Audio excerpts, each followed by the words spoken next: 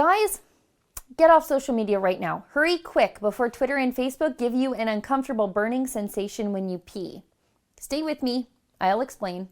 The social justice warriors in the NDP and the bureaucrats at Alberta Health Services have just conducted a study that has shown an alarming rate in the rise of sexually transmitted diseases in Alberta. Cases of gonorrhea have risen 80% since 2014, and cases of syphilis have doubled since 2015. And HIV rates continue to be on the rise in Edmonton and Northern Alberta. Dr. Karen Grimsrud, the Chief Medical Officer of Health, lays the blame squarely on, wait for it, the internet. She says, social media tools enable people to communicate quickly to arrange anonymous sexual encounters, resulting in increased difficulty tracking STIs. The experts are blaming social media for making it easier for people to hook up anonymously, because bars and booze didn't do that for decades. These experts want us to believe that social media is making people be careless about their sexual health.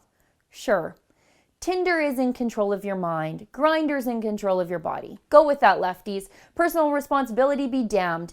Anything and anyone but the owners of the genitals making the choices is responsible for all this, right?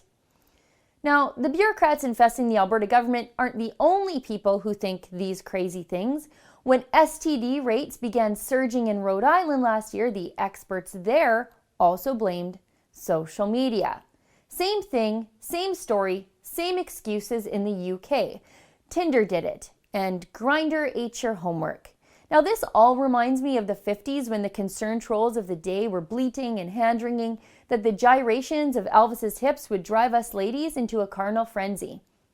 Elvis was hot. Even fat jumpsuit Elvis was sort of hot, but Elvis and his jet black pompadour and egg beater pelvis didn't drive our moms and our grandmothers into a life of ill repute.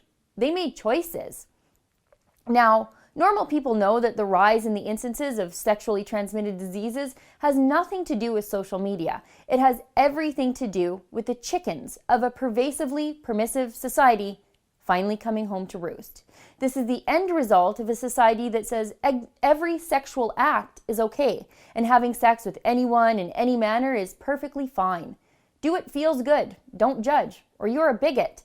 And then when the consequences of all these poor lifestyle choices start manifesting, leftists blame social media and not their own really bad ideas. This is typical of the creature we call the social justice warrior. They don't believe in personal standards, and they certainly don't believe in personal responsibility. They'll blame anything for their crappy lives. The patriarchy, fat shaming, white privilege, whatever, just not themselves or the lifestyles they demand we all celebrate. Right now, social justice types are happily blaming their smartphone apps for their awful sexual habits. Talk about jumping the shark. They've jumped the whole Sharknado. I have 170,000 tweets. I know, it's too much. It's way too much. I've been on Facebook for years. I have Instagram and Snapchat, mostly to spy on my kid, to be honest. And now that I've said that to the whole world, I guess that jig is up. But these social media platforms have never given me the herp, the hep, or the clap. Also, right now, I imagine that same child of mine that I spy on is cringing at the very thought of me even saying these words.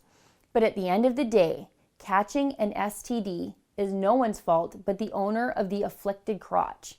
And just settle down. Before anyone accuses me of stigmatizing people who catch sexually transmitted diseases, let me be perfectly clear. I am. I totally am. Society has spent years convincing us that anyone can catch an STD and it's no big deal if we do. Well, no, not everyone will catch an STD, and it is absolutely a big deal if someone does. It's gross. It is dangerous.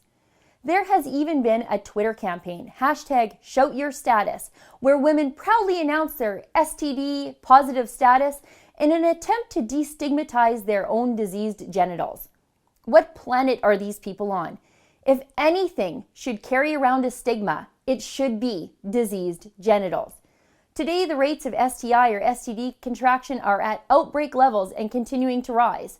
No kidding. That's what happens when you convince a generation of people that being diseased is no big deal. This is all easy. Let me give you some advice. Just make good life choices on social media or anywhere else for that matter. Treat yourself, your body, and others with dignity. And then you don't have to deal with the consequences of making poor choices. And another bit of advice, shame is your friend. Shame keeps you from doing stupid things. Shame is the gateway to grace. Sadly, no one feels any shame anymore. For the Rebel.media, I'm Sheila Gunn Reid. Thanks for watching. Click here to never miss a Rebel update. Want even more of the Rebel? Well, click here to become a premium member.